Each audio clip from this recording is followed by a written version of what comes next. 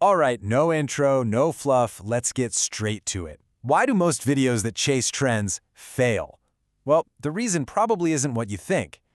Listen to this because it's a gut punch for a lot of creators. Your video didn't fail because it was bad, it failed because it was late. That's it. We all obsess over quality, but the hard truth is, timing isn't just a factor, it's pretty much the deciding factor.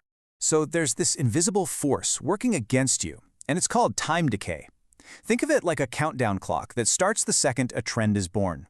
And trust me, that clock ticks way faster than you think. Okay, so how short is this lifespan really? The numbers are pretty brutal. Let's take a look at the anatomy of a dying trend. Get ready for this, 60 to 80%. That's the percentage of a trend video's total views that are locked in within the first 48 hours. Let that sink in for a second. The race is basically over in 2 days. If you're not in by then, you're just fighting for the leftovers. And this is what that timeline looks like. It's insanely compressed. A topic pops up, and boom, in just 3 days, it's at peak popularity. But here's the real kicker. After only 1 week, it hits its half-life. It's already lost half of its power. So what does that mean for you?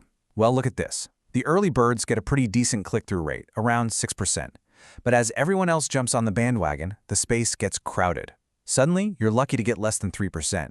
You're working just as hard, but your chances just got cut in half.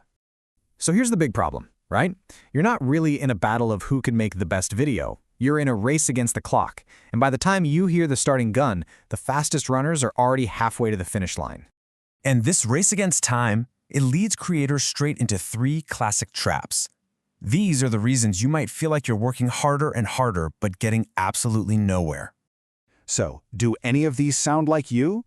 There is the perfectionist, polishing a video until the trend is ancient history. Then there's the follower, jumping in so late they just get lost in the crowd. And, of course, the one-hit wonder, who catches lightning in a bottle once but can't figure out why it won't strike again. The thing is, these aren't your fault. They're just symptoms of being out of sync with the trend's life cycle. Okay, so is it hopeless? No way. There is a way out of this cycle, but the answer isn't to just work faster or try harder. The secret is to completely change how you think about timing itself. Check this out. A staggering 99% of creators are playing defense. They're reacting to trends, not anticipating them. And that, right there, that is your golden opportunity.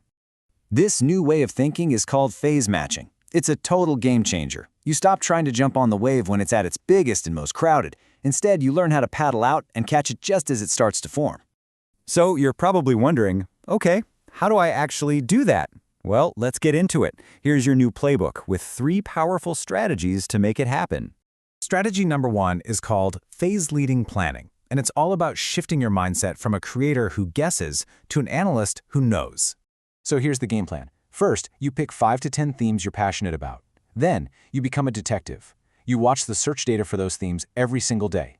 You're not looking for a massive explosion. You're looking for the first little spark. That tiny jump from, say, a 10 to a 20 in search interest. That's your green light. The second you see it, you go. Get a simple raw-cut video out the door within 48 hours. Get there first. All right, strategy 2. This one tackles that classic dilemma every creator faces. Quality versus speed.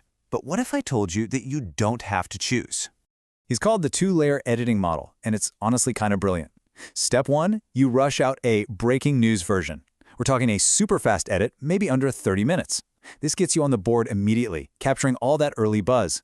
Then, while that video is collecting views, you work on your polished, high-quality version.